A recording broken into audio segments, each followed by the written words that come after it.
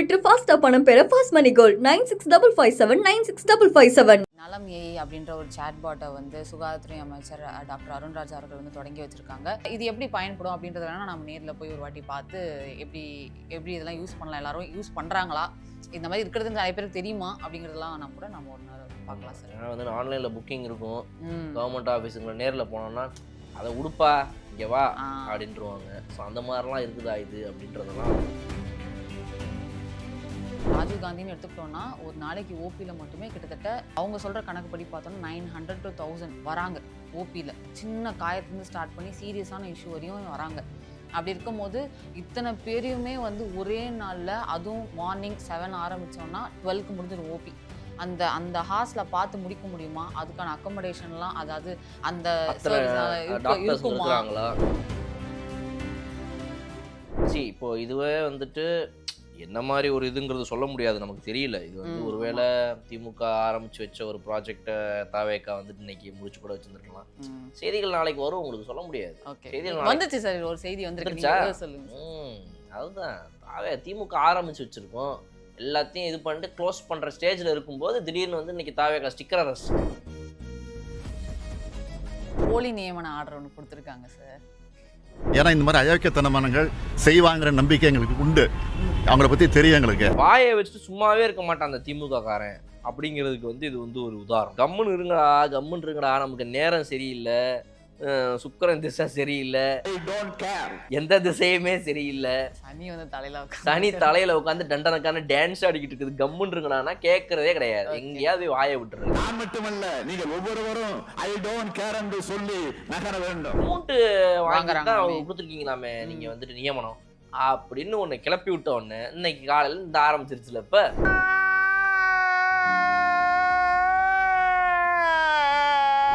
அப்போ அதாவது வந்து வேலை வாய்ப்புகளில் வந்துட்டு அமௌண்ட் வாங்கிட்டு உனக்கு வேலை வாங்கி தரேன்னு சொன்னது, வேலை போட்டு கொடுத்தது, போட்டு தரேன்னு சொல்லி ஏமாத்துனது, அதெல்லாம் இப்போ போட்டு கொடுக்குற நேரம் வந்துருச்சு. சரி ஓகே, அப்போ இந்த வாரம் இதை வச்சு ஓட்டிடுவோம்ப்பா அவங்கள அப்படின்னு சொல்லிட்டு இன்னைக்கு வந்து எங்கேருந்து கிளம்புனாங்களோ தெரியல. இந்த மக்கள் வேற சும்மாவே இருக்க மாட்டேங்கிறாங்க, பெரிய டார்ச்சராக இருக்குது. ட்ரிகர் ஆயிடுறாங்க, டிவிக்கே கூட ட்ரிகர் ஆக மாட்டேங்குது, இந்த மக்கள் ட்ரிகர் ஆயிடுறானுங்க. ஓ நீ வந்து டிவிக்கே அடிக்கிற இந்த வாரண்டியை. எனக்கு ஒரு விஷயம் நடந்துச்சு, நான் அதை சொல்லலாமா? ஓப்பனாக ஒரு சவாலே விடலாங்க இந்த வீடியோவில், நமக்கு ஒன்றும் பெரிய பயம்லாம் கிடையாது. இந்த வீடியோவை எவ்வளோ பேர் வேணால் எத்தனை சோஷியல் மீடியாவில் அவங்கவுங்க தனி மீடியாவில் கூட போட்டு சர்க்குலேட் பண்ணட்டும், ஒரு ரீலாக. ஓப்பன் சேலஞ்சு, இந்த வீடியோ ஒவ்வொரு இடங்களில் எங்கெல்லாம் போதும் எல்லாரும் கமெண்ட் பண்ணட்டும், எனக்கு இந்த மாதிரி ஒரு ஏமாற்றம் நடந்திருக்கு, என்கிட்ட தெரிஞ்ச ஒருத்தன் திமுக பிரமுகர், ஒரு அதிமுக பிரமுகர், கட்சிக்காரங்க நம்ம பகச்சுக்கிட்டோம்னா என்ன பண்ணுறது பயந்த பல பேர் இருப்பாங்க. ஆனால் இன்னைக்கு தாவேக்காரன் சொன்னதுக்கப்புறம் தெரிஞ்சு போச்சு, இவங்க கிட்ட இருந்து இதுக்கு மேலே வந்து இவங்களும் கிடையாது, அவனும் கிடையாது, இவனும் கிடையாது ஆயிடுச்சு. இதுக்கப்புறம் தாவேக்கா வந்து சொல்லிடுவான் தான் இத்தனை பேர் வந்து சொல்கிறாங்க. இந்த வீடியோவில் எவ்வளோ பேர் கமெண்ட் பண்ணுவாங்க மட்டும் நீங்கள் பாருங்க. அந்த அளவுக்கு இவங்க ஏமாத்திருக்காங்க. இந்த வேலை வாய்ப்பு சம்மந்தமாகவோ இல்லை பணியில் வந்து உங்களுக்கு ப்ரொமோஷன் வாங்கி தரதாகவோ வந்துட்டு பல அரசாங்க அதிகாரிகளை வந்துட்டு இவங்க வந்து ஏமாத்துறாங்க.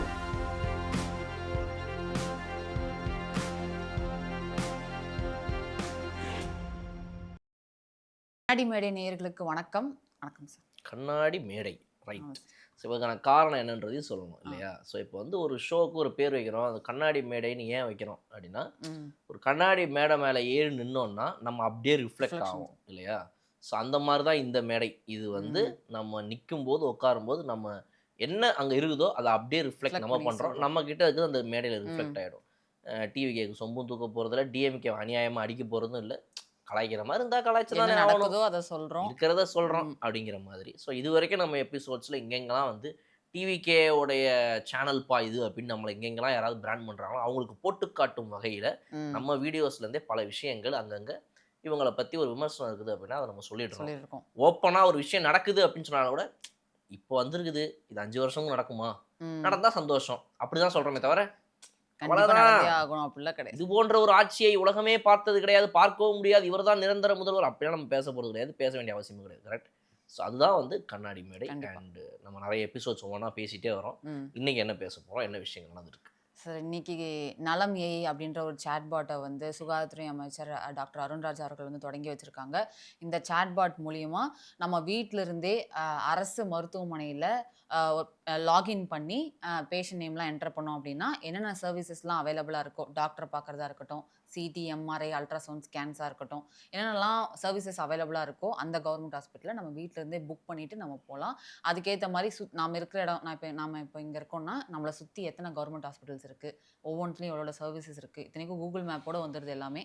வந்துட்டு லாகின் ஃபஸ்ட்டு பண்ணோம் அப்படின்னா என்னென்ன சர்வீசஸ் இருக்குன்னு காட்டுது, அதுக்கேற்ற மாதிரி நம்ம புக் பண்ணிட்டு போயிடலாம் சார். இந்த மாதிரி ஒரு சர்வீஸை வந்து இன்னைக்கு டாக்டர் அருண்ராஜ் அவர்கள் வந்து ராஜீவ்காந்தி அரசு மருத்துவமனையில் தொடங்கி வச்சிருக்காரு. இது எப்படி பயன்படும் அப்படின்றத வேணால் நம்ம நேரில் போய் ஒரு வாட்டி பார்த்து எப்படி எப்படி இதெல்லாம் யூஸ் பண்ணலாம், எல்லாரும் யூஸ் பண்ணுறாங்களா, இந்த மாதிரி இருக்கிறது நிறைய பேருக்கு தெரியுமா அப்படிங்கிறதெல்லாம் கூட நம்ம ஒரு நேரம் பார்க்கலாம் சார். ஏன்னா வந்து ஆன்லைனில் புக்கிங் இருக்கும், கவர்மெண்ட் ஆஃபீஸுங்களை நேரில் போனோம்னா அதை உடுப்பா இங்கே வா அப்படின்ட்டுருவாங்க. ஸோ அந்த மாதிரிலாம் இருக்குதா இது அப்படின்றதெல்லாம். ஏன்னா கவர்மெண்ட் ஹாஸ்பிட்டல்ஸை வந்து ராஜீவ்காந்தின்னு எடுத்துக்கிட்டோம்னா ஒரு நாளைக்கு ஓபியில் மட்டுமே கிட்டத்தட்ட அவங்க சொல்கிற கணக்குப்படி பார்த்தோன்னா 900 to 1000 வராங்க ஓபியில். சின்ன காயத்துலேருந்து ஸ்டார்ட் பண்ணி சீரியஸான இஷ்யூ வரையும் வராங்க. அப்படி இருக்கும்போது இத்தனை பேரையுமே வந்து ஒரே நாளில், அதுவும் மார்னிங் 7 ஆரம்பித்தோன்னா 12க்கு முடிஞ்சிடும் ஓபி. அந்த அந்த ஹார்ஸில் பார்த்து முடிக்க முடியுமா, அதுக்கான அக்கமடேஷன்லாம், அதாவது அந்த இருக்குமா அப்படின்றதுலாம் வந்து, ஏன்னா டெர்மட்டாலஜிஸ்ட்னா டாக்டர்ஸ் இருக்கிறத தாண்டி பிஜிஸ் தான் நிறைய பேர் இருப்பாங்க, அவங்க தான் பார்க்குறாங்க. ஸோ அந்த மாதிரி டாக்டர்ஸ் பேர்லாம் இவங்ககிட்ட தான் பார்க்குறான், அடுத்த தடவை போகும்போது இவங்ககிட்ட தான் பார்க்குற மாதிரி இருக்கும். அது மட்டும் இல்லாமல் எனக்கு 10 வருஷத்துக்கு முன்னாடி ஒரு பிரச்சனை நடந்திருக்கும், திருப்பியும் அதே பிரச்சனை இப்போ இருக்குது அப்படின்னா அந்த ரெக்கார்ட்ஸ் எல்லாம் இவங்களால மெயின்டைன் பண்ண முடியுமா, ஏன்னா அதை வந்து ரெக்கார்ட் மெயின்டெனன்ஸ் அப்படின்ற ஒரு ஆப்ஷனும் காட்டுது. ஸோ இதெல்லாம் எப்படி அவங்களால ஆன்லைன் கொண்டு வர முடியுது அப்படிங்கிறது எல்லாமே நம்ம செக் பண்ணி பார்த்தோம்னா தெரியும். டெஃபினெட்லி. பிகாஸ் இப்போ இதுவே வந்துட்டு என்ன மாதிரி ஒரு இதுங்கிறது சொல்ல முடியாது, நமக்கு தெரியல. இது வந்து ஒருவேளை திமுக ஆரம்பிச்சு வச்ச ஒரு ப்ராஜெக்டை தாவேக்கா வந்துட்டு இன்னைக்கு முடிச்சு கூட வச்சிருந்துருக்கலாம். செய்திகள் நாளைக்கு வரும், உங்களுக்கு சொல்ல முடியாது. செய்திகள் வந்துச்சு சார், ஒரு செய்தி வந்துருச்சு சொல்லுங்க. அதுதான் திமுக ஆரம்பிச்சு வச்சிருக்கோம், எல்லாத்தையும் இது பண்ணிட்டு க்ளோஸ் பண்ற ஸ்டேஜ்ல இருக்கும்போது திடீர்னு வந்து இன்னைக்கு தாவேக்கா ஸ்டிக்கர் அரசு போலி நியமன ஆர்டர் ஒன்று கொடுத்துருக்காங்க சார். அதுதான் அவங்க போன வருஷம் நிஜமா நான் சொன்ன மாதிரி ஏதோ வந்து திமுக கிளைம் பண்ணியிருக்காங்க போல இருக்குது அப்படின்னு நினச்சேன். இல்லை 60 நாளில் எப்படிங்க இதெல்லாம் பண்ண முடியுங்க, அதெல்லாம் வாய்ப்பு இல்லைங்க, நாங்கள் பண்ணி வச்சுட்டு போனது அப்படின்னு. சாட்பாட் யாராலையுமே கிரியேட் பண்ண முடியல சார், அது மக்களுக்கான ஒரு இதாக இப்போ கொண்டு வந்திருக்காங்க. சாட்பாட் அப்படிங்கிறது 50 நாளில் அப்படிலாம் இல்லை, கொஞ்ச நாள் ஒரு வாரம் 2 வாரத்தில் பண்ண முடியல. சும்மா ஏதாவது சொல்லக்கூடாதுங்க. நீங்கள் என்ன அதில் வந்துட்டு தொழில்நுட்ப வல்லுநரா நீங்கள்? எப்படி வந்து 2 வாரத்தில் ஒரு ஏஐயா இருந்தால் எப்படி வேணால் உடனே ரெடி ஆகிடுமா? கூட இருக்க ஃப்ரெண்ட்ஸ் எல்லாம் பண்ணுறாங்க சார் சாட்பாட், அதனால தெரியும். ஸோ அதனால் சொல்கிறீங்க. சரி ரைட், அப்போ இதில் தெரிஞ்சு தான் வந்திருக்கீங்க போல். சரி ரைட்டு விடுங்க, இதில் கிளைம் பண்ணல, வேறு எதெல்லாம் ஒன்றில் கிளைம் பண்ணிக்கலாம் நம்ம. சொல்லுங்கள். இதே அருண்ராஜ் அவர்கள் அந்த நடந்துகிட்டு இருக்கும் போது ஒருத்தர் வராரு வந்து, இந்த மாதிரி எனக்கு போன திமுக ஆட்சியில் வந்து ராஜீவ்காந்தி மருத்துவமனையில் வந்து ஒரு பணி நியமன ஆர்டர் கொடுத்துருக்காங்க, அது போலிங்கிறாங்க அப்படிங்கிற மாதிரி சொல்கிறாரு. அவர் தனியாக ஒரு ப்ரெஸ் மீட்லாம் பைட்ஸ்லாம் கொடுத்துருக்காரு நியூஸ் சேனல்ஸ்க்கு. என்ன அப்படின்னு கேட்டோம்னா, லாஸ்ட் இயர் கரெக்டாக அவர் சொல்கிறது வந்து 12 ஜூலை 2025 வந்து இந்த ப்ராசஸ் நான் ஸ்டார்ட் பண்ணேன். கிட்டத்தட்ட அக்கௌண்டன்சி, இந்த மெடிக்கல் ப்ரொஃபஷன் இல்லாமல் தனியாக மற்றதெல்லாம் இருக்குல்ல, அக்கௌண்ட் மெயின்டைன் பண்ணுறது, ரெக்கார்ட் மெயின்டைன் பண்ணுறது, மெடிக்கல் கோடிங், இந்த மாதிரி இருக்கும் இல்லையா. இதில் வந்து ஒரு டீம்லேயும் கிட்டத்தட்ட அவர் மெம்பர்ஸ் ஒரு டிபார்ட்மெண்ட்டுக்கு ஒரு கணக்கு சொல்கிறாரு, 13 பேர் 48 பேர் அந்த மாதிரி கணக்கு சொல்கிறாரு. ஏன் டிபார்ட்மெண்ட்டில் மட்டும் ப்ராசஸிங் ஃபீ, அது ஃபீ இது ஃபீன்னு நிறைய ஃபீ வந்து வாங்கியிருக்காங்க. மொத்தம் 3.5 லட்சம் என்னோட டிபார்ட்மெண்ட்லேருந்து நாங்கள் கொடுத்துருக்கோம். அது எல்லாமே வந்து பேமெண்ட்ஸாக கொடுத்துருக்கோம், நம்ம கண்டிப்பாக வேலை வாங்கிக்கலாம் அப்படின்ற மாதிரி சொன்னாங்க. இத்தனைக்கும் அவர் ஐடி ஃபீல்டில் இருக்கிறவராம். கவர்மெண்ட் இது அப்படின்ன உடனே ஸ்பெஷல் கோட்டாவில் கொடுக்குறாங்க அப்படின்னு சொன்னோடனே அவர் நம்பி இந்த மாதிரி காசுலாம் செலவு பண்ணியிருக்காங்க. செலவு பண்ணிட்டு ஒரு ஆர்டர் கொடுத்துருக்காங்க, அதை பார்த்தா அது போலி. அதுவும் இல்லாமல் கரெக்டாக இன்றைக்கே அவரோட ஜாயினிங் டேட் அப்படின்னு சொல்லியிருக்காங்க. நேராக வந்தால் இந்த மாதிரி இல்லைன்னு சொன்னோன்னே நேராக போய் அருண்ராஜ் அவர்கிட்ட கம்ப்ளைண்ட் பண்ணியிருக்காரு. இன்றைக்கி நம்ம வீடியோவில் 3 முக்கியமான விஷயங்கள் பேச போகிறோம். இருக்கிற நீங்கள் நடந்த விஷயங்களெல்லாம் பற்றி டிஸ்கஸ் பண்ணுறதை தாண்டி அதில் ஒரு விஷயம் நான் யோசிச்சுட்டு வந்ததுக்கு கிட்டத்தட்ட நீங்கள் ஒன்று எடுத்து கொடுத்துட்டீங்க. என்ன அப்படின்னா, வாயை வச்சுட்டு சும்மாவே இருக்க மாட்டான் அந்த திமுக காரன் அப்படிங்கிறதுக்கு வந்து இது வந்து ஒரு உதாரணம். கம்முன்னு இருங்கடா, நமக்கு நேரம் சரியில்லை, சுக்கிரன் திசை சரியில்லை, எந்த திசையுமே சரியில்லை, சனி தலையில உட்காந்து டண்டனக்கான டான்ஸ் ஆடிக்கிட்டு இருக்குது, கம்முன்னு இருக்குன்னா கேட்கறதே கிடையாது, எங்கேயாவது வாயை விட்டுறது. அப்புறத்தே எங்க சின்ன தலைவர் என்ன பண்ணாப்புலன்னா, தேவையில்லாம வந்து ஸ்கிரிப்டை தாண்டி எக்ஸ்ட்ராவா ஒரு பெர்ஃபார்மன்ஸ் பண்றேன்னு சொல்லி அது வரைக்கும் கரெக்டா பேசுறது, ஸ்கிரிப்டை தூக்கி போட்டு டக்குன்னு கோவமாய் ஹலோ ப்ரூஃப் இருக்குது அவங்க கிட்ட பார்ட்டி ஃபண்டுக்குன்னு ஒரு வாயை விட்டாரு, டோட்டல் க்ளோஸ் முடிஞ்சிச்சு. ஒரே வார்த்தையில க்ளோஸ் பண்ணிட்டாங்க. அது ஆரம்பிச்ச பிரச்சனை இப்போ இது எங்க வந்து நிக்குதுன்னு பாத்தீங்கன்னா, இப்போ ரீசெண்டாக வாயை விட்டோம் கொஞ்சம் அவசரப்பட்டு. என்னன்னா இந்த இந்த ஜிபி அப்பாயின்மெண்ட்லாம் வந்துட்டு ம், ம். அமௌண்ட் வாங்கிட்டு தான் வேலைக்கு வாய்ப்பு கொடுத்துருக்காங்களாமே. அரசு வழக்கறிஞராக வரக்கூடியவங்களுக்குலாம் அமௌண்ட் வாங்கிட்டு தான் வாங்குறாங்களாமே. கொடுத்துருக்கீங்களாமே ம். நீங்கள் வந்துட்டு நியமனம் அப்படின்னு ஒன்று கிளப்பி விட்ட உடனே இன்னைக்கு காலையில் இந்த ஆரம்பிச்சிருச்சுல இப்போ. ஓ அப்போ அதாவது வந்து வேலை வாய்ப்புகளில் வந்துட்டு அமௌண்ட் வாங்கிட்டு உனக்கு வேலை வாங்கி தரேன்னு சொன்னது, வேலை போட்டு கொடுத்தது, ம், போட்டு தரேன்னு சொல்லி ஏமாத்துனது, ம், அதெல்லாம் இப்போ போட்டு கொடுக்குற நேரம் வந்துருச்சு. சரி ஓகே அப்போ இந்த வாரம் இதை வச்சு ஓட்டிடுவோம்ப்பா அவங்கள ம், அப்படின்னு சொல்லிட்டு இன்னைக்கு வந்து எங்கேருந்து கிளம்புனாங்களோ தெரியல. இந்த மக்கள் வேற சும்மாவே இருக்க மாட்டேங்கிறாங்க. ம், பெரிய ம். டார்ச்சர் ஆகுது. ட்ரிகர் ஆயிடுறாங்க. டிவிக்கே கூட ட்ரிகர் ஆக மாட்டேங்குது. இந்த மக்கள் ட்ரிகர் ஆயிடுறானுங்க. ஓ நீ வந்து டிவிக்கே அடிக்கிற இந்த வாரண்டியாய் எனக்கு ஒரு விஷயம் நடந்துச்சு, நான் அதை சொல்லலாமா? ஆமா சார். என்னது 2021 வந்து கோர்ட்ல வந்து ஊர் பேர்லாம் சொல்ல தேவையில்ல, ஒரு கோர்ட்ல வந்து ஒரு வேலை இருக்கு. இந்த மாதிரி எனக்கு டைப்பிங்லாம் தெரியும். ஸோ அந்த மாதிரி சம்மந்தப்பட்ட ஒரு வேலை இருக்கு கோர்ட்ல.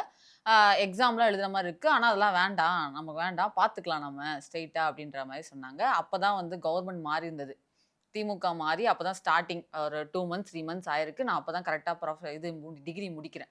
அந்த மாதிரி ஒரு விஷயம் வந்துச்சு. இன்னும் வரல, டிகிரி சர்டிஃபிகேட்டே இன்னும் வரல. சர்டிபிகேட்டை விடுமா, சர்டிபிகேட் அதெல்லாம் தேவை கிடையாது, நான் உனக்கு வாங்கி தரேன். சீரியஸா இதே தான் சொன்னாங்க அவங்களும். எதுவுமே தேவையில்ல. உங்க அப்பா முகத்துக்காக நான் பண்றேன்மா இதெல்லாம். பேன் கார்டு அதெல்லாம் எதுவுமே வேணாம். டிகிரி சர்டிஃபிகேட்டே வேணாம். இல்லப்பா இன்டர்ன்ஷிப் சர்டிஃபிகேட் எதுவுமே வேணாமா, வா நம்ம பார்த்துக்கலான்ட்டாரு, வக்கீல் சொன்னாரு அப்படின்னு சொல்லி சொன்னாங்க. கவர்மெண்ட் வக்கீல் சொன்னாரு அப்படி சொன்னாங்க. அப்படியா அப்படியா அப்படியா சொல்லிட்டு ஓகே அப்படி சொல்லிட்டு 2 நாள் அந்த ப்ராசஸ்லாம் நானும் டாக்குமெண்ட்ஸ்லாம் எடுத்து வச்சேன். ஆனால் எனக்கு போகிறதுக்கு விருப்பம் இல்லை, அப்பா சொல்கிறாங்க அப்படிங்கிறதுக்காக பண்ணோம். அப்புறம் பார்த்தா அவர் சொன்னார், இந்த மாதிரி ஒரு 3 lakhs வந்து கொடுத்தீங்கன்னா நல்லாயிருக்கும் அப்படின்னு சொல்லி சொன்னாங்க. அப்போ தான் ஜர்க் ஆயிடுச்சு, வேணாம்ப்பா அதெல்லாம் வேணான்ட்டு அவங்க ஒத்துக்கவே இல்லை. கடைசி வரையும் 5 நாள் 6 நாள் புலம்பி அழுது நான் பார்த்தேன். வேலைக்கு அவ்வளோ 3 லட்சம்லாம் கொடுக்க முடியாது, வேண்டாம். அப்போ ஃபினான்ஷியல் இஷ்யூஸ் இருந்துச்சு வீட்டில். அப்புறம் என்ன பண்ணாங்க, ஒரு வாரம் கழிச்சு சரி விட்டு தொடன்னு விட்டுட்டாங்க என்ன. ஒரு வாரம் கழிச்சு அவர் மேலே ஒரு கேஸ் வருது. இந்த மாதிரி அவர் வந்து நிறைய பேர் இந்த மாதிரி ஏமாத்திருக்காராம் அப்படின்னு சொல்லிட்டு. எங்கள் அப்பா வந்து இனிமேல் நீ சொல்கிறதே கேட்டுக்கிறேம்மா நான் அப்படின்னு சொல்லி நினச்சாரு. 3 லட்சம் இப்போது ₹1 கூட ஒரு மிடில் கிளாஸ் ஃபேமிலிக்கு ரொம்ப பெரிய விஷயம். 5 lakhs 3 lakhs அப்படிங்கிறதெல்லாம் விட்டுட்டோம் அப்படின்னா அது பெரிய மன உளைச்சலாக மாறிடும். எங்கள் வீட்டில் இப்போ கூட அதை சொல்கிறாங்க, நல்ல வேலை அன்னைக்கு ஏதோ ஒரு இது வந்து உனக்கு தோணுச்சு, நம்ம வேணான்னு சொன்னோம் அப்படின்ற மாதிரி சொல்கிறாங்க. இல்லை ஓப்பனாக ஒரு சவாலே விடலாங்க இந்த வீடியோவில். நமக்கு ஒன்றும் பெரிய பயம்லாம் கிடையாது. இந்த வீடியோவை எவ்வளோ பேர் வேணால் எத்தனை சோஷியல் மீடியாவில் அவங்கவுங்க தனி மீடியாவில் கூட போட்டு சர்க்குலேட் பண்ணட்டும். ஒரு ரீலாக ஓப்பன் சேலஞ்சு. இந்த வீடியோ ஒவ்வொரு இடங்களில் எங்கெல்லாம் போதும் எல்லாரும் கமெண்ட் பண்ணட்டும். எனக்கு இந்த மாதிரி ஒரு ஏமாற்றம் நடந்திருக்கு. என்கிட்ட தெரிஞ்ச ஒருத்தன் திமுக பிரமுகர், ஒரு அதிமுக பிரமுகர், அவனுக்கும் அந்த கட்சிக்கும் எங்கேயோ ஒரு தூரம், கரைவேட்டி கட்டியிருப்பான், இல்லை ஆள் பார்க்குறதுக்கு கட்சிக்காரன்னு சொன்னான், என்கிட்ட இவ்வளோ லட்சம் பணத்தை வாங்கினான், நான் உனக்கு கவர்மெண்ட்டில் ஒன்று வேலை வாங்கி தரேன், இல்லைனா உனக்கு இருக்கிற வேலையிலேருந்து உனக்கு வந்துட்டு ப்ரொமோஷனை வாங்கி தரேன் அப்படின்னு சொல்லி அமைச்சர்கிட்ட நான் பேசுகிறேன், அமைச்சருடைய அக்கா வந்து நமக்கு தெரிஞ்சவங்க, அமைச்சரோட தம்பி நமக்கு மச்சான் முறை வேணும், இப்படின்னு எந்த மாதிரி எவ்வளோ பேசி எவ்வளோ பேர் ஏமாத்திருப்பாங்க அப்படிங்கிறத ஈஸியாக கண்டுபிடிச்சிடலாம். அவ்வளோ பேர் சொல்லாமக்கிறதுக்கு காரணம் எப்படியாவது அவங்ககிட்ட இன்னைக்கு ஏப்பா ஆட்சியும் மாறிடுச்சு, நீ அந்த வேலையும் வாங்கி தர மாதிரி இல்லை, நான் ரிட்டையரே ஆகிட்டேன், தயவுசெய்து இந்த காசையாவது திரும்ப கொடுங்க, கெஞ்சி கூத்தாடி பல பேர் இன்னும் இந்த பணத்தை வாங்க முடியாமல் இருக்காங்க பார்த்தீங்களா. அவங்களில் 100க்கு 90 பேர் இன்னைக்கு வரைக்கும் சொல்லவே கூடாது, சொல்லவே வேணாம், நமக்கு அந்த பணம் வரதும் வராமல் போயிடும், கட்சிக்காரங்களை நம்ம பகச்சுக்கிட்டோம்னா என்ன பண்ணுறது அப்படின்ற பயத்தில் பல பேர் இருப்பாங்க. ஆனால் இன்னைக்கு தாவேக்காரன் சொன்னதுக்கப்புறம் தெரிஞ்சு போச்சு, இவங்க கிட்ட இருந்து இதுக்கு மேலே வந்து இவங்களும் கிடையாது, அவனும் கிடையாது, இவனும் கிடையாது ஆயிடுச்சு. இதுக்கப்புறம் தாவேக்கா வந்து சொல்லிடுவான் தான் இத்தனை பேர் வந்து சொல்கிறாங்க. இந்த வீடியோவில் எவ்வளோ பேர் கமெண்ட் பண்ணுவாங்க மட்டும் நீங்கள் பாருங்கள். அந்த அளவுக்கு இவங்க ஏமாத்திருக்காங்க. இந்த வேலை வாய்ப்பு சம்மந்தமாகவோ இல்லை பணியில் வந்து உங்களுக்கு ப்ரொமோஷன் வாங்கி தரதாகவோ வந்துட்டு பல அரசாங்க அதிகாரிகளை வந்துட்டு இவங்க வந்து ஏமாத்திருக்காங்க. சின்ன சின்ன விஷயங்களுக்கு சார், சார்பதிவாளர் அலுவலகத்தை நம்ம பேசணும், ஒரு சின்ன பர்த் சர்டிஃபிகேட், டெத் சர்டிஃபிகேட் எனக்கு தெரிஞ்சு என் ஃப்ரெண்டுக்கு அவங்க வெரிஃபிகேஷன் போகும்போது 2000 கேட்டாங்க அந்த ஆஃபீஸில். டெத் சர்டிஃபிகேட்டுக்கு நாங்கள் ஒரு சில பேர்லாம் இன்னும் வாங்காமல் இருக்காங்க எனக்கு தெரிஞ்சவங்களே. எல்லாத்துக்குமே காசு 5000 3000 எல்லாமே ஆயிரக்கணக்கில் தான், 1000 500லாம் கிடையாது, எல்லாமே 2000க்கு மேலே. விலைவாசி ஏறி போச்சுங்க. இப்போ இது வேற வந்திருக்கு, வார் வேற வந்திருக்குது. இப்போ எங்கேயோ நடக்கிற போருக்கும் நீ பண்ணுற அக்க போருக்கும் ஏதாவது சம்மந்தம் இருக்குதா அப்படின்னா, போர் நடக்குதுங்க, எல்லாம் விலைவாசி ஏறி போயிடுச்சு பாருங்க நீங்கள் வந்து அப்படின்னு சொல்லுவாங்க. அதனால் வந்து அந்த மாதிரிலாம் இருக்குது. பட் அதை விட்டுருவோம், விடுங்க. கொஞ்சம் அடிக்கடி இந்த மாதிரி தான் மனசாட்சி திடீர்னு வந்து வெளியே எட்டி பார்த்து உண்மையை பேச ஆரம்பிச்சிடும். அது தூக்கி போட்டுருவோம். நம்ம மனசாட்சி இல்லாமல் பேசுகிறவங்க தான் திமுக காரன். வாலா என்ன ஆச்சு உனக்கு, கமான் அரே ஓகே சொல்லுங்கள். போக போக ஒரு நாளும் இந்த மாதிரி வெளியில் வரதுக்கு நிறைய வாய்ப்பு இருக்குது. இல்லை இனிமேல் நான் கண்ட்ரோல் பண்ணிக்கிறேன். ஓகே. அதே சார் நலம் ஏஐ அப்படிங்கிற விஷயத்தில் அது வந்து அதான் சார் அந்த பேமெண்ட்ஸ் டீட்டெயில்ஸாக இருக்கட்டும் அது யார் யாரெல்லாம் என்னென்ன மாதிரி பேசினாங்க அவர் வந்து பேர் குறிப்பிட மாட்டேன் அது எல்லாமே நான் வந்து அதுக்கு முன்னாடி டீட்டெயில்ஸை நான் கொடுத்துட்றேன் அது இப்போது வழக்கு பற்றி தான் அது பெரிய விஷயமா மாறும் அதனால நான் வந்து எல்லா டீட்டெயில்ஸும் டீன் கிட்ட கொடுக்க சொல்லி அமைச்சர் சொல்லியிருக்காரு இதுக்கான தீர்வு எனக்கு கிடைக்கணும் இதுக்கு நஷ்ட ஈடு கண்டிப்பாக கிடைக்கணும் நான் 1 வருஷம் இதுக்காக போராடி இருக்கேன் இது எனக்கு உண்மையாகவே கிடைச்சிச்சு நான் நம்பினேன் பார்த்தா இது கிடைக்கல போலியாக இருக்குது அப்படிங்கிற மாதிரி விஷயத்த சொல்லியிருக்காரு சார் வாழ்த்துக்கள். இந்த அரசு ஒரு வேளை வாங்கி கொடுத்துச்சு அந்த பணத்தை திரும்ப வாங்குற தைரியமும் தெம்பும் திராணியும் தில்லும் அந்த அரசுக்கு இருந்து திமுக காரன்ட்டு அந்த ₹1 திரும்ப வாங்கி எவன் ஏமாத்துறானோ அவங்ககிட்டருந்து வாங்கி ஏமாந்து போனவங்ககிட்ட நீங்கள் கொடுக்க போகிறீங்க. இது வந்து இந்த அரசு ஏற்கனவே சொல்லியிருந்துச்சு எந்தெந்த துறைகளில் எப்படி எப்படிலாம் ஏமாந்துறீங்களோ சொல்லுங்கள் அந்த பணத்தை பொதுப்பணித்துறை வாங்கி தரோம். சட்டத்துறை எல்லாமே சொல்லியிருக்காரு சரி வாங்கி கொடுக்கட்டும். ரைட் வாழ்த்துக்கள். ஜென்சி டிஎம்கேல இருக்க கேடர் அன்பானந்தம் சரண் அப்படின்ற ஒருத்தர் வந்து நம்ம பார்த்தோம் இதுக்கு முன்னாடி 1 வாரத்துல 40 year old ஒருத்தர் ஆமா ரொம்ப கஷ்டப்பட்டு நடந்து வருவார். ஜென்சி குழந்தைங்க டிஎம்கே சார் 2 குழந்தைங்க இருக்குது அவருக்கு. ஆமாம் அர்ஜென்சி தான் அவர். ஆமாம் சட்டசபையில வந்து அந்த விஷயம்லாம் பண்ணதுக்கு உதயநிதி ஒரு ரிப்ளை கொடுத்தாரு இல்லையா அதெல்லாம் நடந்துச்சு. ஜெய்சன் சன்சி அவரெல்லாம் இழுத்து உங்க அப்பாவை காணாமா அப்படிலாம் சொல்லி பேசியிருந்தாரு. அதுக்கு வந்து முதல்வரோட குடும்பத்தை பத்தி ஓவரா பேசியிருந்தாரு. ரொம்ப ஓவரா பேசியிருந்தாரு அந்த வீடியோல. அப்படியே பேசினதுக்கு அவர் வீட்டுக்கெல்லாம் போய் சர்ச் பண்ணி அது எப்படி நைட்டு போவீங்க அப்படிலாம் சொல்லி கேட்டாங்க இல்லையா. இப்போ அவர் வந்து அந்த வழக்கு பதியப்பட்டதுனால பகிரங்கமா மன்னிப்பு கேட்ட பின்னாடியுமே பெயில் கிடைக்காதனால அவரே வந்து சரணடைஞ்சிருக்காரு அப்படின்ற மாதிரி பாக்குறாங்க சார். அந்த சரணடையும் போது அவர் குழந்தைகள்லாம் தூக்கிட்டு வந்திருக்காங்க. ஸோ டிவி கேவரேஸ்லாம் எங்க கனெக்ட் பண்றாங்கன்னா அந்த ஸ்பூஃப் பண்ணாங்களா சட்டசபை ஸ்பூஃப் அப்போ வந்து பல்லவி குழந்தைய தூக்கிட்டு இருக்கும் போது வந்து பண்ணாங்க இல்லையா இது அப்படியே கருமா இங்க நடக்குது அப்படின்னு சொல்லிட்டு நேத்து அந்த வீடியோலாம் பயங்கரமா வைரல் ஆயிட்டு இருக்கு. அதுதான் நிறைய பேர் வம்புழுத்துட்டு இருந்தாங்க. இப்போ இந்த இடத்துல யார் வற்புறுத்தினா உங்க குழந்தைய நீங்க தூக்கிட்டு வரணும்னு சொல்லி அப்படின்ற மாதிரி. அப்போ உங்க குழந்தை என்ன மாதிரி ஒரு குழந்தை அந்த குழந்தையவே நீங்க கூட்டிட்டு வர அளவுக்கு இருக்குது அப்படின்னா அது பச்சை குழந்தை அன்னைக்கு பிறந்து 1 மாதம் கூட ஆகாத ஒரு குழந்தை. அந்த குழந்தைய தூக்கிக்கிட்டு தாய்ப்பால் கொடுக்கறதுக்காக ஒரு அம்மா வந்து சட்டமன்றத்துக்கு தூக்கிட்டு வந்தாங்கன்ற ஒரே காரணத்துக்காக அதை ஸ்பூஃப் பண்ணீங்களே. இதுதான் அடிக்கடி இந்த மனசாட்சி எட்டி பார்த்துருது இந்த மாதிரி டாபிக்கெல்லாம் தொடும்போது என்னத்த பண்ணுறது. அந்த மாதிரி அதெல்லாம் சும்மா விடுமா அவங்கள. தொடர்ந்து அடி அடி அடி. இது எப்படி இருக்குன்னா சார் டைலாக் வருமே சோஷியல் மீடியால அவனை ஏண்டா தொட்ட அவன் சுட்டதுலயே கை விடுவான் சும்மாவா விடுவான் அப்படிங்கிற மாதிரி. இது பழிவாங்கும் படலமா பார்க்கப்படுறது இல்ல. இது சோஷியல் மீடியால இப்படி நடக்கும் போது ஆட்டோமேட்டிக்கா தாவேக்கால இருக்கவங்க வந்து கம்ப்ளைண்ட் பண்ணிடுறாங்க. அதை நகர செயலாளராக இருக்கட்டும் கவுன்சிலர் யாரா இருந்தாலுமே அதை ஒரு கம்ப்ளைண்டா வச்சிடறாங்க. அது ஒரு பெரிய கேஸா மாறிடுது. ஆமாம். ஏன்னா இதுக்கு முன்னாடி அதே தாவேக்கால இருக்கிற ஒரு நகர செயலாளரோ ஒரு மாவட்ட செயலாளரோ ஒரு கம்ப்ளைண்ட்டை கொண்டு போய் அப்போ இருந்து அரசுக்கிட்ட கொடுத்துருந்தாங்க அப்படின்னா இது வந்து ஒரு ஆக்ஷனாக எடுக்கப்பட்டிருக்காது. ஏன்னா ஏமா அவங்கள செய்ய சொன்னதே நாங்கள் தான். இந்த மாதிரி நக்கல் அடிங்க கிண்டல் பண்ணுங்க கேலி பண்ணுங்க அவங்கள வந்துட்டு வச்சு செய்யுங்க. மனசாட்சியே இல்லாமல் ஏதாவது வந்துட்டு ஒரு மனசுக்கு துரோகத்தோட கேவலமான பேச்சுக்கள்லாம் பேசுங்க. தாயார் அவங்க வந்து ஒரு குடும்பத்தங்க அவங்க எதுவுமே பார்க்காதீங்க. நீங்கள் பச்சை குழந்தையா இருந்தாலும் கலாயிங்க அப்படின்றது நாங்கள் தான் அவங்களுக்கு அந்த ரூல்ஸே கொடுத்துருக்கோம். அந்த ஃபுல் ஃப்ரீடம் எங்ககிட்டே வந்து அவங்கள பற்றி நீ ஏதாவது சொல்கிறியம்மா அப்படின்னு சொல்லி அனுப்பப்பட்டிருப்பாங்க. ஆமாம். அப்போ இன்னைக்கு வந்து தாவேக்கா அரசு வந்து இது தாவேக்கால இருந்து இருக்கிறவங்க கொடுத்தாலும் நாளைக்கு தேமுதிகலேருந்தே வந்து யாராவது கொடுத்தாலும் அதை எடுக்கக்கூடிய ஒரு உண்மையான அரசாக இது இயங்குதுன்ற நம்பிக்கையை கிரியேட் பண்ணும்போது அதை நம்ம நம்பி தான் ஆகணும். அதை மதிச்சு தான் ஆகணும். அதனால் வந்துட்டு 40 year old ஜென்சி டிஎம்கே வந்து இன்னைக்கு கோர்ட்டில் நானா சரண்டர் ஆகிடுறேன் அப்படின்னு சொல்லிட்டு சரண் அப்படின்னு போட்டிருந்தாங்க. வரட்டும் நல்ல விஷயம். Okay sir. நாம் தமிழர் கட்சி சார் இன்னைக்கு வந்து திடீர்னு வந்து கரூர் சம்பவத்தில் உயிரிழந்தவங்களுக்கு வந்து ஒரு தகவல் தான் அது. அந்த குடும்பத்தாரில் ஒருத்தருக்கு வந்து அரசு பண்ணி தர்றதா ஒரு தகவல் அரசாணையெல்லாம் அஃபிஷியலாக எதுவுமே வரல ஒரு தகவலாக தான் இருந்துச்சு. அதுக்கு வந்து இந்த மாதிரி அவர் வந்து கரூர் போகிறதுக்கு முன்னாடி இந்த மாதிரி ஒரு கேஸ் போட்டிருக்காங்க. அந்த மாதிரி வழங்கக்கூடாது அதுக்கு எதிர்ப்பு தெரிவித்து ஒரு வழக்கு போட்டிருந்தாங்க. ஆல்ரெடி உச்சநீதிமன்றத்தில் வழக்கு இருக்குது. நீங்கள் அங்கேயே போய் சொல்ல வேண்டியதானப்பா திருப்பி அதுக்கு மதுரை ஹைகோர்ட்டில் சொல்கிறீங்க. இதில் ஜோக் என்னன்றதை நான் சொல்கிறேன். இப்போ டெல்லியில் ஏற்கனவே சுப்ரீம் கோர்ட்டில் அந்த கேஸ் நடந்துட்டு இருக்குது கரூர் சம்பவம்.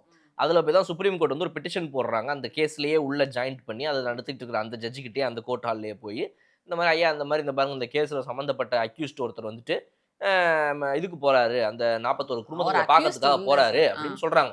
சொன்ன உடனே என்ன சொல்கிறீங்க நீங்கள் அந்த அக்யூஸ்ட் லிஸ்ட்டில் இருக்கிற ஒருத்தவங்க வந்துட்டு அந்த இதை பார்க்க போகிறாங்களா அப்படின்னாவது இவங்க ரியாக்ட் பண்ணுவாங்க ஜட்ஜின்னு இவங்க எதிர்பார்த்துருக்காங்க.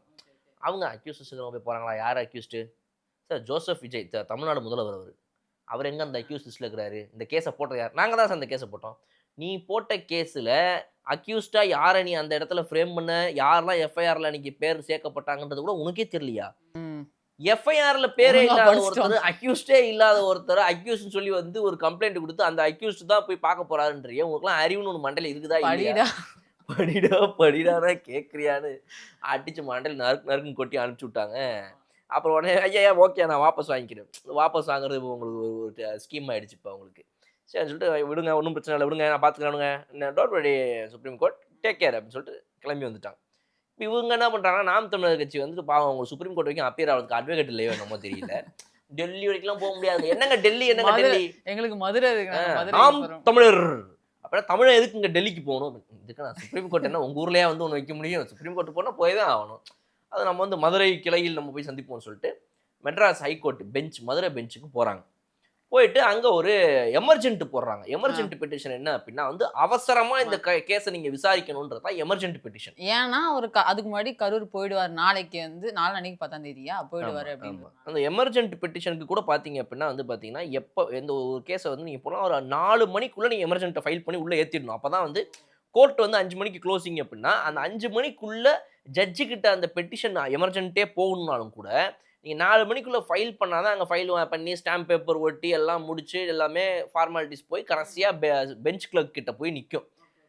பிசி வந்து அதை பெஞ்ச் கிளர்க் வந்து அதை எடுத்து பார்த்துட்டு ஐயா கிட்ட போயிட்டு கொடுக்குங்க எல்லாம் போயிடும், எமர்ஜென்ட் போயிடும். ஐயாட்ட நீங்கள் போய் பேசணும். ஐயாட்ட நீங்கள் பேச போகும்போது ஐயா என்ன சொல்லிடுறாரு ஜட்ஜ் ஐயா அப்படின்னா, அதை பார்த்துட்டு எமர்ஜென்ட்டு, அதாவது அவசரமாக பூரா பேரும் நீங்கள் டென்ஷன் பண்ணி ஒரு வேற மெனக்கட்டி இங்கேருந்து ஒரு பேப்பர் வந்திருக்குது. என்ன பேப்பர் அது, என்ன கேஸ் அது, எதுவும் நாட்டில் எதுவும் பெரிய பிரச்சனையா, உடனடியாக அதை நான் விசாரிக்கணுமா அப்படின்னு சொல்லிட்டு அவர் சாப்பிட்றதெல்லாம் விட்டுவிட்டு அவசரமாக எல்லாத்தையும் எடுத்து வந்து வேகமாக பார்க்குறாராம். பார்த்தா அதாவது இவர் வந்துட்டு கரூருக்கு போகக்கூடாதுங்க, கரூரில் இருக்கிறவங்களுக்கு இவர் வந்துட்டு அரசு பணி வந்து கொடுக்கக்கூடாதுங்க, அது இது வந்து இப்போ ரொம்ப எமர்ஜென்ட்டாக இப்போ நீங்கள் உடனே பார்த்தாகணும் அப்படின்ன உடனே கோர்ட்டா வேற போச்சு. இப்போ நான் என்ன பண்ணுவேன் அப்படின்ட்டு ஜட்ஜு ரொம்ப டீசெண்டாக அவர் வந்து இந்த மாதிரி இல்லைங்க, இந்த கேஸை வந்து நான் பார்க்க முடியாது, எமர்ஜென்ட்டாக பார்க்க வேண்டிய அளவுக்கு இதில் முகாந்திரம் இல்லை, சுப்ரீம் கோர்ட்டில் கேஸ் நடந்துக்கிட்டு இருக்குது, அங்கே வேணால் போய் இதை கொடுங்க, ஆட் பண்ணிக்கோங்க, அதோட அதில் ஆட் பண்ணி இந்த கேஸை கொடுத்து நீங்கள் வேணால் நடத்திக்கங்க, இது மாதிரி அரசு பணி கொடுக்கணுமா கொடுக்கக்கூடாதான்னு சொல்லி ஒரு வேளை உங்களுக்கு சுப்ரீம் கோர்ட் போகிற அளவுக்கு முடிஞ்சதுன்னா நீங்கள் போகலாம் அப்படின்ற மாதிரி அவர் சொல்லியிருக்காரு போல. சொல்லிவிட்டு அவ்வளோதான், அதோட முடிச்சுட்டாப்புல. முடிச்சுட்டு இதை வந்து நான் டிஸ்மிஸ் பண்ணுறேன். டிஸ்மிஸ்லாம் இல்லை, வாங்கவே மாட்டேன்ட்டார். இதை நான் வாங்கவே மாட்டேன் அப்படின்னு சொல்லி அனுப்பிச்சு விட்டாப்புல. ஓகே ஓகே சரி சார். இந்த கொடுமையை நான் எங்கே போய் சொல்லுவேன்? ஒரு எமர்ஜென்சி பெட்டிஷன் நாம் தமிழர் கட்சிக்கு ஃபர்ஸ்ட் தேவையா? ஃபர்ஸ்ட் இல்லை சார், ஒரு அஃபிஷியலாக ஒரு ஆர்டர் வந்தால் நம்ம அதை எடுத்துகிட்டு போய் ஆமாங்க இந்த மாதிரி ஒரு விஷயம் பண்ணுறாங்கன்ட்டு இப்போ எப்படி ஜீவோ வதந்தி குரலி அப்படிங்க செவி வழி செய்தி அதுதான் கேட்குறேன், அந்த மாதிரி எல்லாம் பண்ண முடியுமா சார்? அதாவது நான் இப்படி ஒன்றை கேள்விப்பட்டேன், இந்த தமிழக அரசு இப்படிப்பட்ட ஒரு செயலை செய்வது போல் எனக்கு ஒரு செய்தி வந்துள்ளது, அப்படி அவர்கள் செய்ய போகிறார்கள் என்றால் அதை செய்வதற்கு முன்பே அதை தடுப்பது இந்த கோர்ட்டுக்கு ஒரு பொறுப்பு இருக்குது அப்படின்னு சொல்லி நீங்கள் போய் சொல்லலாம், ரைட்டுங்களா? அதை வந்து அவங்க வந்து கவர்மெண்ட்டோடைய இதில் வந்து விசாரிப்பாங்க. இந்த மாதிரி வந்து என்னங்க இந்த மாதிரி இந்த கவர்மெண்ட் வந்துட்டு இந்த மாதிரி அது ரொம்ப இம்பார்ட்டண்டான விஷயம் அப்படின்னா அதை முன்னாடியே தடுக்க வேண்டியது இந்த கோர்ட்டுக்கு இருக்கிற ஒரு தலையாய கடமை, அதெல்லாம் பண்ணலாம். பட் இது என்ன அப்படின்னா கோர்ட்டே மாறி வந்திருக்கீங்க நீங்கள். ஓகே, இன்னொன்று இது எமர்ஜென்சி பெட்டிஷனாக போட வேண்டிய அளவுக்கு என்ன பிரச்சனை இருக்குது? புரியுது சொல்றதுக்கு இல்ல. நேற்று திமுக சுப்ரீம் கோர்ட்ல ஒரு அடி, இன்னைக்கு என்டிகேக்கு மதுரையில வச்சு ஒரு அடி, சட்டார்னு பறக்குது அங்கிட்டு இங்கிட்டு. லீகல் டீம் மேபி கொஞ்சம் ஸ்ட்ராங்கா இல்லாம இத டிவிகே லீகல் இங்க கலாய்க்கிறதுக்கு வந்துட்டாங்க அவங்க. என்னத்த சொல்ல ஒன்றும் புரியல போ. அருண்ராஜ் அவர்கள்கிட்ட வந்து கிட்னி கேஸ் ஒன்று ஜூலி அவர்கள் மேலே ரொம்ப வைரலாக போயிட்டு இருந்துச்சு எலெக்ஷனுக்கு முன்னாடிலாம். ஏன் அப்படின்னா கிட்னி விற்கிறது சம்மந்தமாக வந்து என்கிட்ட ஜூலி தரப்புலேருந்து பேசினாங்க அப்படிங்கிற ஒரு கமெண்ட்லேருந்து தான் அதெல்லாம் ஸ்டார்ட் ஆச்சு.